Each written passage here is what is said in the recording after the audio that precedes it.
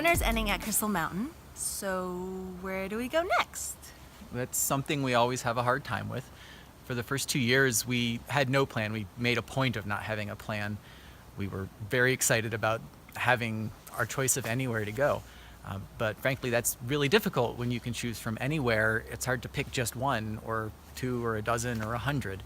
We tried that for a couple years, and there were some positives and some negatives. We travel differently in the sense that I like not having a plan and Jared prefers a plan, but over the past 2 years we've realized that there's benefits to both. So one of the perks to not having a plan is freedom. You get to go wherever you want, whenever you feel like it, and you don't have to worry that you made plans with someone and you're not holding it up. One of the other perks of not having a plan is that if you go somewhere and you decide that you really, really like it, you can stay longer if you want. You don't have to move to anywhere else because you've already made campground reservations or anything of that sort. If you're like me and you like more structure, not having a plan can be a bit more stressful. It means you don't really know what's about to happen next. So if you want to plan cool things like having friends come visit you or meeting up with road friends, that's a lot harder to do. Sometimes you have these just missed each other kind of moments, and that can be aggravating. There's also local events and seasons that come into play. We turned up in southern Colorado in mud season once, and that was a disaster. We've also accidentally stumbled into blueberry season, so that's cool. But it doesn't always work out that way. There's also local events like races, bike-related events are happening all the time, so you may want to be able to catch those. That's another one that's frustrating if you miss it by just a week. So whether we're making short-term plans or long-term plans, there's 3 things we take into consideration. The first one is weather, the second one is proximity and distance, and the third one is activity. So with weather, spring and winter times are the difficult times. RVers generally prefer desert just because of the warmth and the sun, and it's a lot easier on their rigs, and they don't have to worry about freezing temperatures. We also typically want to stay away from rain just because we are totally powered by solar, and rain means not a lot of sun, and that makes it a little bit hard. We can do without sun for a few days, but after that it gets hard. Same with freezing temperatures. Long periods of that isn't good for our RV. Driving distance is the next reason. Just because we live in an RV doesn't mean we love to log lots of miles every year. So we do try to string our campsites together in a way that makes sense so that we're not zigzagging around the country. It keeps the miles low on the vehicle, it reduces the amount of fuel that we burn, and it means we're spending more time camping and less time driving. The third thing that we take into consideration when we try to decide where we go next is activity.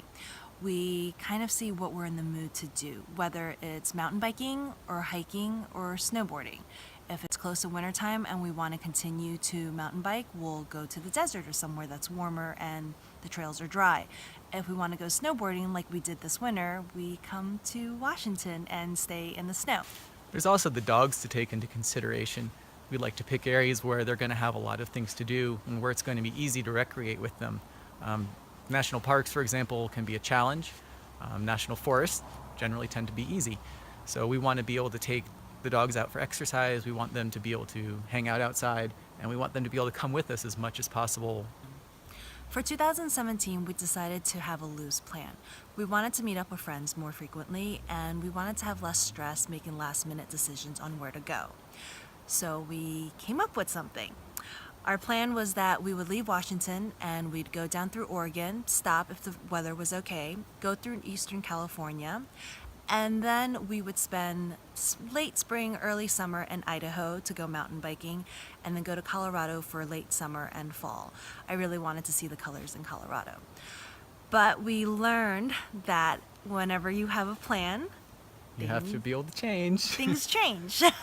And that's what has happened. So it looks like we're going back to Asheville for the summer for a couple of months. What? Are you fucking kidding me? My ankles are so cold. So it looks like we'll be going back to Asheville this summer for a couple months.